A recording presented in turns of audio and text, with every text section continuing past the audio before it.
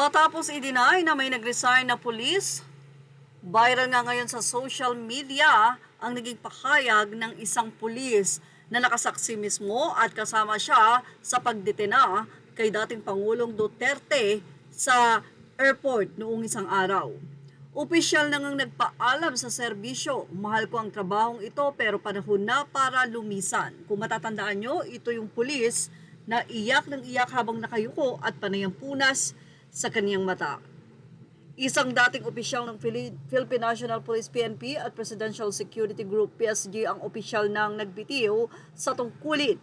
Sa isang emosyonal na Facebook post, ibinahagi niya ang kanyang paglalakbay sa serbisyo mula sa hindi planadong pagpasok sa pulisya hanggang sa pagiging isang tapat at dedikadong alagad ng batas. Ayon sa kanya, hindi man pangarap noon ang pagiging pulis, naramdaman niya ang isang mas mataas na panawagan na nagdala sa kanya sa propesyon. Sa kabila ng pagsalungat ng kanyang pamilya, natutunan nilang tanggapin at suportahan ang kanyang desisyon. Buong puso niyang niyakap ang pagiging pulis.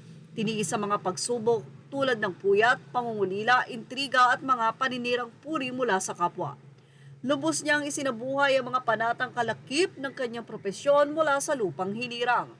PNP him hanggang sa PSG pledge na minsan ay nagbigay sa kanya ng luha dahil sa bigat ng kanilang kahulugan.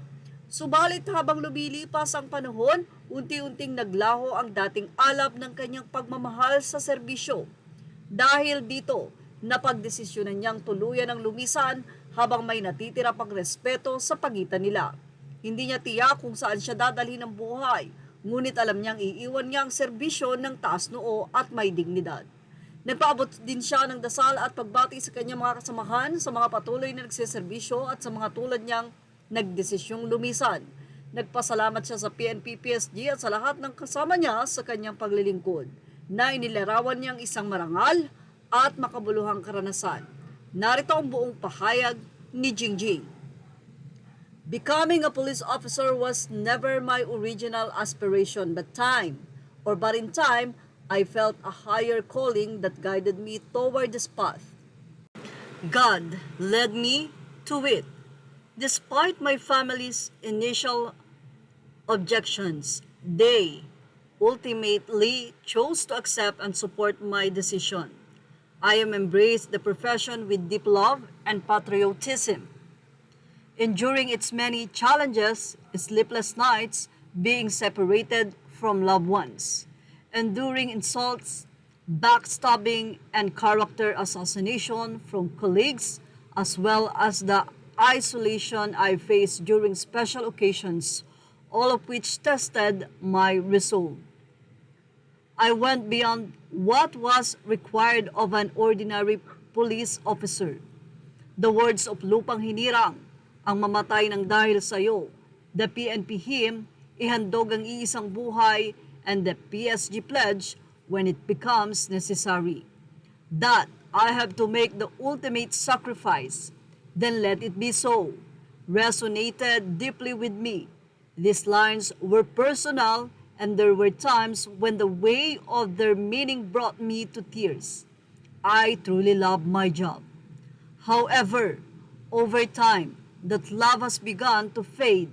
The value I once found, it no longer holds the same weight. And so, I decided that much like in any relationship, it may be best to part ways while there is still some respect left. I may not know where life will take me next, but I do know that I live with my dignity intact. To my brothers and sisters in arms, I pray for God's protection and guidance as you continue in this profession. We all have our own stories and experiences within our organizations, but my journey here has come to an end. To those who, like me, have chosen to live, I pray for your success. I trust that your decisions are the result of careful consideration and reflection.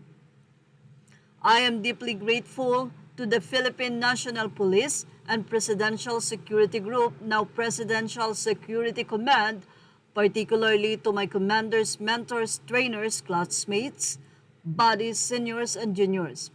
I will continue to pray for each of you. Serving in this capacity has been a noble and enriching experience, one for which I will always be thankful and honored. I will forever be around, and I will be forever proud magliyab kaagapay, defenders and praetorians. With a heavy and grateful heart, thank you and goodbye. Signing off. Giting ng Pinas, bring PRRD home, bring him home, hashtag Duterte, hashtag Rodrigo Duterte, hashtag Inday Sara Duterte. Well, ito nga ay nagsisirculate sa social media ang nasabi nga pong pagre-resign ng pulis na nag-viral dahil sa hindi mapigilang pag-iyak nito habang nandoon nga at nakadetain si dating Pangulong Duterte. Yan ang ating showbiz update. Thank you for watching. Please like, share, and subscribe. Images are all credit to the rightful owners.